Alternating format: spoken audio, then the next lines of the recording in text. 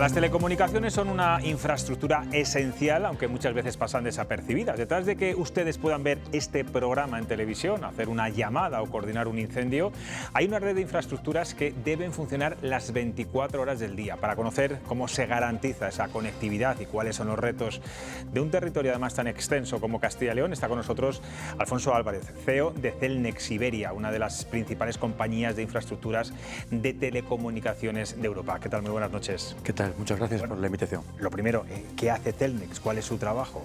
Pues mira, muy rápidamente, tus televidentes que estén más familiarizados con el mundo económico nos conocerán por ser una compañía del IBEX 35, presente en 10 países y básicamente con un negocio centrado en las antenas de telefonía móvil para los operadores. Pero en España somos una compañía que tiene tres grandes áreas de actuación. Por una parte, la telefonía móvil, grandes clientes, Movistar, Vodafone, Orange, etcétera. Por otra parte, el audiovisual, los servicios de televisión digital, de radio, entre otros vuestra cadena es nuestro cliente. Y otro gran grupo de servicios son las infraestructuras que dan servicio a las administraciones públicas, redes de emergencia, walkies digitales, etcétera, ¿no? Con esas tres grandes áreas de actividad somos la compañía que opera infraestructuras que la gente tendrá en su cabeza, como por ejemplo Torre España en Madrid, pero en clave de Castilla y León, pues el Cerro San Cristóbal, el Viso en Zamora, Soria Santa Ana, Villamuriel en Valencia, las grandes torres de telecomunicación que todo el mundo ve y un sinfín de pequeñas infraestructuras en todo el territorio que llevan la tele y los servicios de móvil a toda la población. Tan visibles muchas veces, ¿verdad?, pero desconocidas para el gran público. Vamos a descender, vamos a ir concretando, porque muchos pueblos, en el caso de Castilla y León, solo pueden ver la TDT gracias a infraestructuras como las que ustedes gestionan. ¿Cómo consiguen que la señal llegue, bueno, pues a millones de hogares sin fallos, sobre todo en comunidades tan dispersas, con núcleos tan dispersos como la nuestra? Pues mira, gracias a un proyecto en su día, piensa que la televisión digital, si os acordáis, en el 2010 fue cuando fue el paso de la televisión analógica a digital. En aquel momento un gran proyecto de ingeniería que hacía la conversión de todas las infraestructuras existentes, pero que de la mano de la Junta de Castilla y León también construimos prácticamente 300 torres nuevas para llevar la señal digital a, digamos, localidades muy remotas, rurales, donde no había buena señal. Y desde entonces, pues una operación, nos gusta decir que somos invisibles cuando la gente recibe las señales correctamente, ¿no? Y eso es gracias a un personal que está dedicado al mantenimiento, a que la señal esté siempre en el aire. Desde origen, desde los estudios de nuestros clientes, haciendo la contribución de las señales hacia toda la red, distribuyendo por satélite, por fibra, por radioenlaces, y haciendo que llegue hasta la torre que está más cerca de cada ciudadano que recibe la televisión. Y bueno, y consumimos, la verdad, que mucho contenido por Internet, por el móvil, sobre todo la gente joven. ¿Por qué la TDT y las redes de radiodifusión siguen siendo tan importantes en estos momentos? Es cierto que cada vez hay más acceso a la información y a los contenidos de vídeo por Internet, pero cada vez que hay un gran evento, tenemos muy reciente la final del Mundial, ¿no?, o unas elecciones generales o algo así, las tasas de audiencia de la televisión siguen siendo brutales. Bueno, cuota de pantalla 87%, creo que fue. Por ejemplo, otra cosa muy reciente, el apagón de hace un año y pico, pues ese día la radio fue el camino en que permitía a la población informarse. La tele también la teníamos al aire, pero claro, hay pocas televisiones a pilas, ¿no? Pues esto es el resultado de un modelo de inversión que se basa en que la señal siempre esté en el aire y por tanto tengamos resiliencia desde el punto de vista de la energía, grupos electrógenos, baterías, un mantenimiento de altísima calidad, técnicos muy experimentados que a la que hay una pequeña incidencia en un emisor de televisión que tenemos en un centro emisor, ya sea contratado por las teles o contratado por la Junta de Castilla y León, que tenemos muchos como extensión a la población rural, activamos a los técnicos, se mueven a los centros y hacen que la señal esté en el aire. Inversión, clientes que evidentemente pagan una tarifa cara para que el servicio esté en el aire, entre ellos vosotros, y un servicio que presta un personal que a su vez tiene un cierto sentido de servicio público, ¿no?, que se activa. Siempre digo que para que un técnico nuestro de mantenimiento se levante de la cama a las 2 de la mañana en febrero y suba a un monte para levantar una emisora, tiene que haber algo más que su contrato, su sueldo y sus horas extras, ¿no? Tiene que haber un servicio, un sentido de vocación, de servicio público. Eso es. Vamos a otra pata. Ustedes también trabajan con las comunicaciones que utilizan los servicios de emergencia. ¿Qué hace falta para que sus redes sigan funcionando incluso en situaciones extremas? Pues un poco lo mismo. Hay un modelo de inversión que debe adecuarse a las necesidades, ¿no? Cuando las redes de emergencia tienen que de verdad demostrar su utilidad es cuando todo lo demás se cae, ¿no? Tenemos todos en la cabeza la Dana de Valencia recientemente, ¿no? Ese día la tormenta también afectó a las telecomunicaciones, a las infraestructuras. ¿Qué pasa? Que nosotros, por el hecho de tener un diseño de las redes pensado para que justamente esos días las redes de emergencia estén en el aire, pues tenemos sistemas de baterías y grupos, como te decía antes, grupos de hidrógenos portátiles que nos permitieron ir levantando las estaciones según la corriente iba volviendo, ¿no? Y moviéndonos de torre en torre. Este tipo de servicios se planifican y se prestan pensando en el momento en el que son necesarios, que es que pueda haber una coordinación entre los políticos y los cuerpos de emergencia para que la población se vea respaldada, sea un incendio forestal, sea una gran tormenta, etcétera, ¿no? Es un poco el mismo concepto que te decía del audiovisual, pero pensado para ese tipo de servicios. Resiliencia eléctrica, energética. Todo está duplicado, tenemos emisoras principal y reserva para que en caso de que haya un fallo electrónico la otra estación entre, y sobre todo inversión en la monitorización remota, es decir, tenemos un centro de control de escala nacional y luego otros más pequeños que son los que detectan las averías con mucha rapidez y antes incluso de que haya una percepción por parte del ciudadano están ya trabajando los técnicos para desplazarse al centro y levantar las emisoras, ¿no? Un poco el concepto es el mismo. En las redes de emergencia, evidentemente, tienen mucho más impacto para el ciudadano, incluso en vidas humanas. También, por ejemplo, nos dedicamos a dar el servicio de la red de salvamento marítimo, no del rescate, esto lo hace evidentemente los cuerpos especializados, sino la detección de señales de los barcos que van alrededor de la costa. El concepto es un poco el mismo para todos los servicios. Primar con las inversiones y, por tanto, el coste que los clientes pagan, en el caso de emergencias, uso de administraciones públicas, primar el sentido de que cuando el servicio es más importante, esté en el aire. O sea, estoy pensando, por ejemplo, en el apagón que sufrimos hace un año.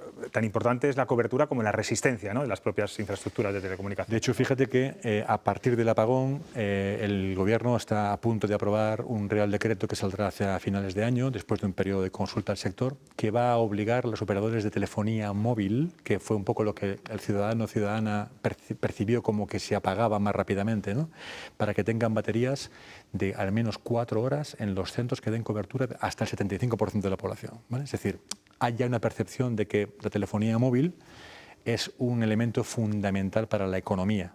Todo hoy en día es digital, ¿no? Siempre pongo el mismo ejemplo. Aquel día parece que el problema es que no había energía, pero es que el problema fundamental es que no había telecomunicaciones. Un bar que tuviese una plancha de butano podía servir comidas, lo que no podía era cobrar. Eso es. O un taxi podía hacer carreras, pero no podía cobrar, ¿no? Hoy en día es tan importante las telecomunicaciones que hay después del apagón, esta percepción en el Gobierno y es, digamos, compartida por todo el sector de que teníamos que dotar también de resiliencia eléctrica a las redes móviles. Estamos en ello. Y una buena red de telecomunicaciones puede ayudar, y hablo de comunidades como la nuestra, a fijar población, a crear riqueza, a crear Sin duda, empresas. ¿no? A ver, algo que hoy en día tenemos todos integrado en nuestro día a día, que es el teletrabajo, esto hasta la pandemia no existía, ¿no? Yo recuerdo, trabajando en esta zona de Castilla y León, cuando el AVE llegó a Valladolid y hablando con digamos, compañeros y compañeras de esta zona, veían la posibilidad de que se pudiera trabajar en Madrid y vivir en Valladolid. Y Valladolid es una ciudad muy grande.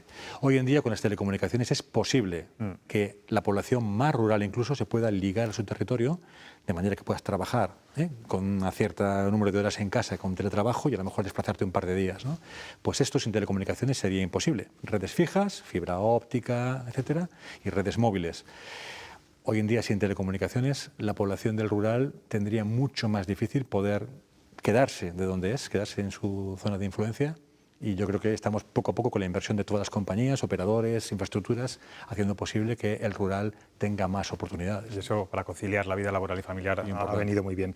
Bueno, cada verano, lo estamos viendo ahora mismo en Castilla-La Mancha, los incendios ponen a prueba también esos servicios de emergencia. ¿Qué papel juegan las redes de comunicaciones para que todos los equipos puedan coordinarse cuando más se necesita? Pues mira, lo hacen en el día a día, porque hoy en día todos los servicios de emergencia tienen una base de telecomunicaciones brutal. Tienen centros de control, tienen celdas tácticas preparadas para desplazarse al lugar del incendio y poder desplegar cobertura para los bomberos forestales o quien sea que está haciendo frente a la emergencia.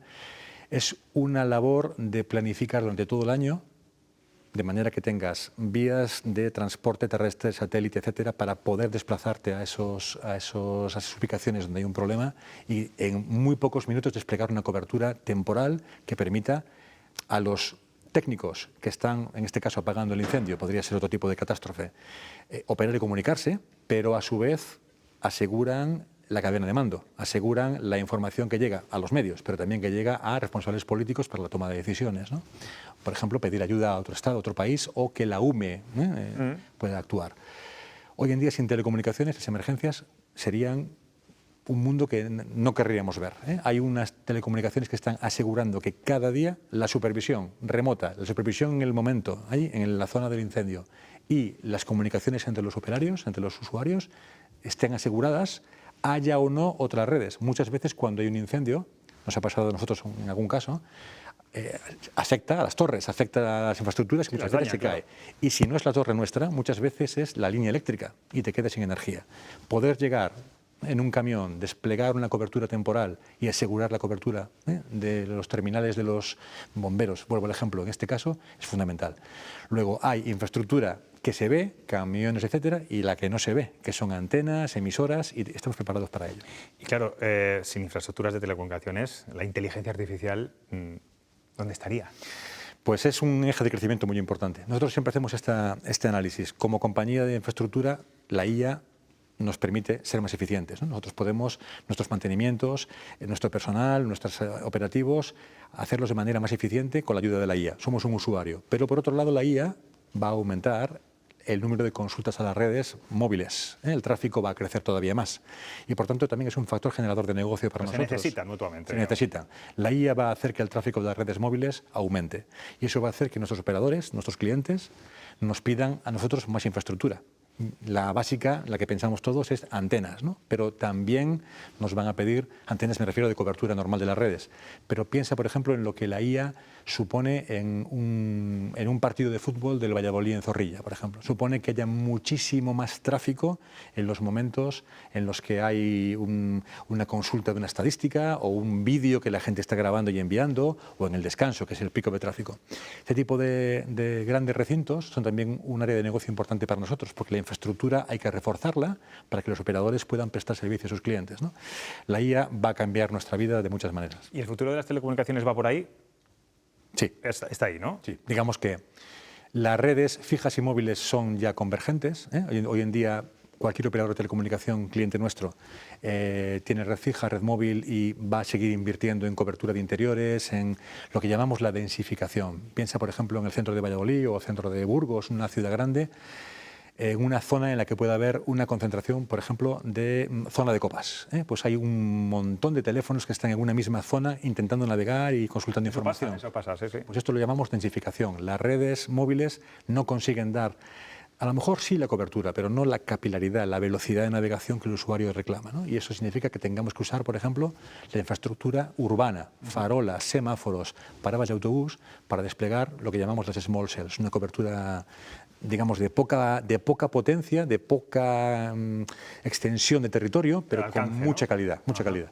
Y si pensamos en los medios, hoy en día, en cualquier directo vuestro, lleváis cámaras que ya son inalámbricas, etcétera, y que tienen que transmitir el vídeo en tiempo real y tiene que haber una muy buena señal.